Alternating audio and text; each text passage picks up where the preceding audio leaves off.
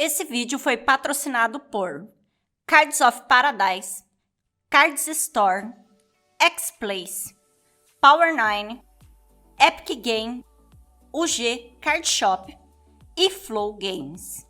Apoiem as lojas que contribuem para o crescimento da comunidade brasileira, que, assim como a Liga Magic, auxiliam a produção de conteúdo em português. Fala pessoal, tudo bom? Eu sou o Dato, aqui com o Lucas Caparrós. Isso aí. Terminamos agora o primeiro dia do Mythic Championship número 3, né, focado no Arena, né? Foi um torneio de 68 jogadores, onde só 12 passaram para o segundo dia.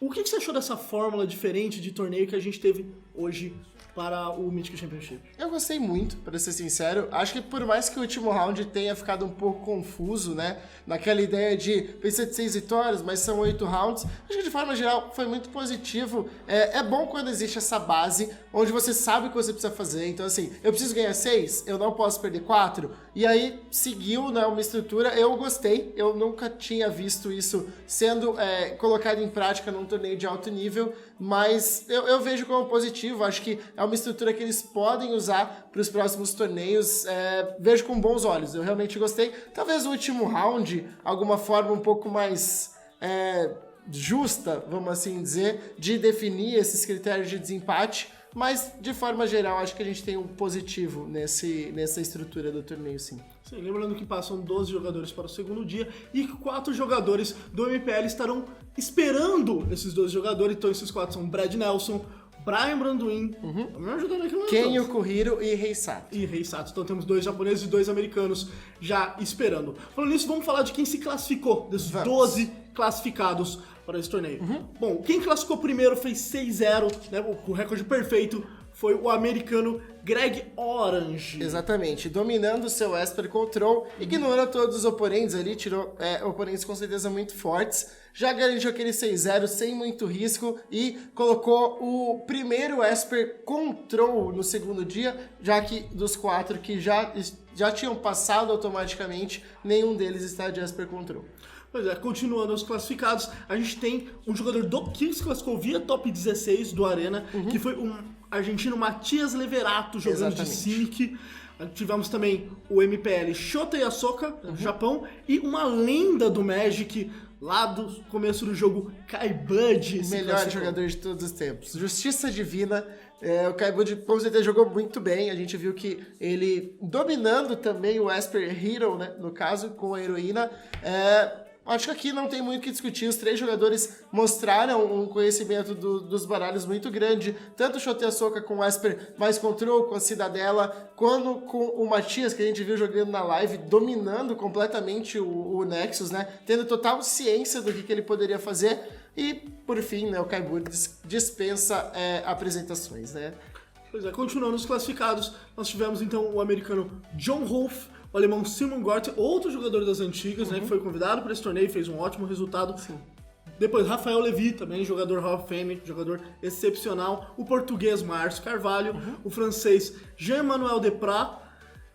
Aí a gente fecha os jogadores que fecharam 6 vitórias. Exato. Passaram sem sofrimento. Tranquilo. Aí, no desespero, os 3 que ficaram no corte. Na bacia das almas. Exato, foi o japonês Kentaro Yamamoto, que tem feito resultados brilhantes. Que abriu 5-0, diga-se de passagem, e acabou tomando um strike de derrota, mas deixou ele com um critério magnífico, né? 0.67, insano. Pois é, um número muito alto. O jogador das Ilhas Taipei, Li Shichian, né, também conhecido como Hong Kong. E pra fechar, lá no critério de desempate direto de Israel. Esse passou no limite. Os outros 2 tinham realmente um critério insano, né? 0.67 os 2, então esses passaram com folga. Agora o Shahar Shinhar realmente passou ali no limite do limite. Se tem alguém que deu sorte hoje, foi o Shahar. Sorte de campeão, de quem foi 2 vezes campeão mundial. E esse sabe o caminho da glória. Não tem como dizer que não. Pois é, a gente então fala aqui dos classificados. Nós tivemos 4 jogadores brasileiros nesse torneio. Então nós tivemos, pela MPL, né, Paulo Vitor Damo da Rosa, Carlos Romão, também conhecido como Jabaiano, e Lucas Bertu. E pelo top 16 do Arena, o carioca Patrick Fernandes. O que a gente pode destacar desses 4 jogadores que infelizmente não se classificaram para o segundo dia? Olha, o Jabaiano abriu muito bem, então ele esteve ali no topo durante todo o torneio. Infelizmente o fim do torneio para ele não foi o melhor possível, mas ele fez um resultado bastante interessante. 5-3 não é ruim, tendo em vista o nível do torneio.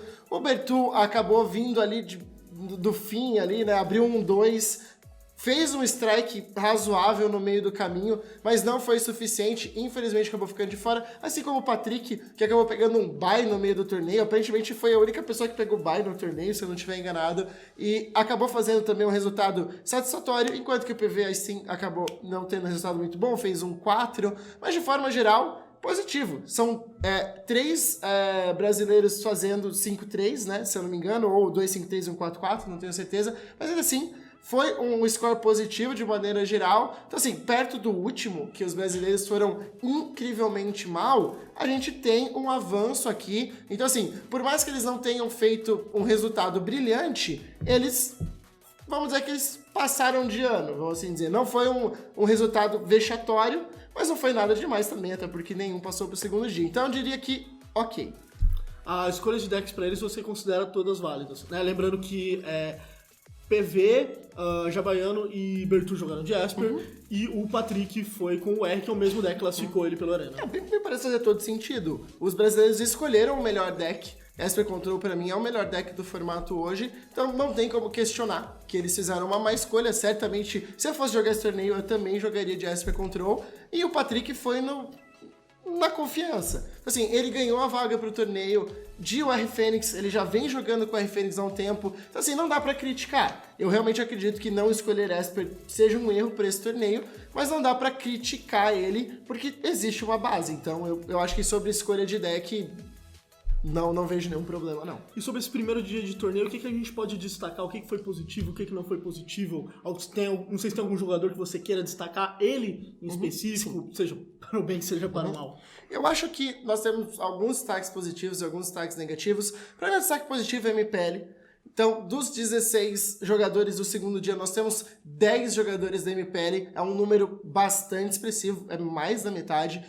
Então, me parece que a MPL fez realmente a lição de casa, dominou. Talvez isso esteja ligado com um outro ponto que eu devo mencionar, que é a mudança de estrutura. Então, assim, dos 16, são 10 membros da MPL, 3 pessoas que vieram do top 16 do Arena, que já tiveram que se testar, e 3 convidados, mas desses convidados, 2 Hall of Fame e 1 Pro Player. Então, ficou claro que no melhor de um, você abre margem para pessoas não tão preparadas se destacarem. Enquanto que no melhor de 3, com side, com um jogo mais estruturado, deu para perceber que houve uma dominância de quem realmente estava mais preparado, quem provavelmente se focou mais para o torneio, ou quem vive mais o jogo de uma maneira geral. Então, é um destaque positivo para essas pessoas, e um destaque negativo, obviamente, para os convidados de maneira geral, os streamers, né, principalmente, que ninguém passou para o segundo dia, ninguém fez um resultado expressivo, alguns até abriram bem, mas acabaram sucumbindo no meio do caminho.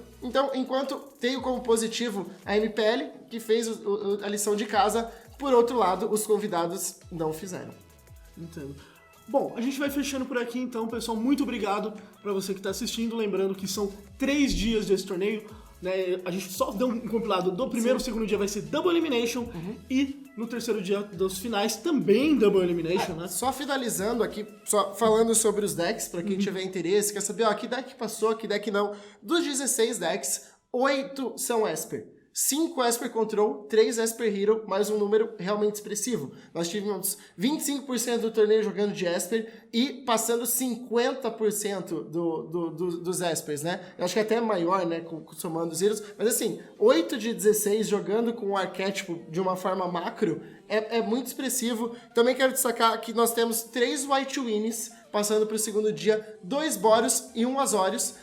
A conversão do White Win foi insana. Nós tínhamos 5 White Wins no torneio e 3 passaram para o segundo dia, então é uma conversão acima de 50%. O Azorius, que era o único, né, do torneio, passou também para o segundo dia. E vale lembrar aqui que tem um artigo aí fresquinho, né, do Azorius na Liga Magic, para quem não viu, tirando isso, 2 UG Nexus, 1 Monohead, 1 R Fênix e 1 Bounty Hump. Então aqui, Dex, talvez um destaque para o UG Nexus. 2 cópias me parece um número acima do que eu esperava. Acho que 1 passar era ok, 2 me parece um número realmente expressivo. A conversão do UG Nexus também foi boa. E fora isso, o R Fênix, Monohead, Dex ali que estão no formato e passando numa cópia. Então é isso, vamos ver muitos Espers amanhã. Espero que tenhamos bons jogos e que seja um dia muito bom. Cravo top 4. Cravo top 4. Kai-Bud, Shota Yasuoka, G. Emmanuel Deprat, porque eu preciso defender aqui. E vou colocar o Li Shiqian, porque ele tá jogando com Azorius Agro e eu vou botar uma fé nele. Então, se eu fosse indicar um top 4 aqui, eu diria que as pessoas que passaram direto pro segundo dia não vai dar bom pra eles já não estão aquecidos, vão ficar no meio do caminho. Bota esses 4, torço muito para que o campeão seja o Kai-Bud. Demorou. Gente, lembrando que essa co-transmissão do Mythic Championship número 3 é um apoio de Cards of Paradise, Card Store, X-Plays, Power9, Epic Games, o G-Card Shop e Flow Games. Muito obrigado por essas marcas estarem nos apoiando. Dê preferência para eles quando for fazer a sua compra na Liga Magic. Exatamente. Muito obrigado.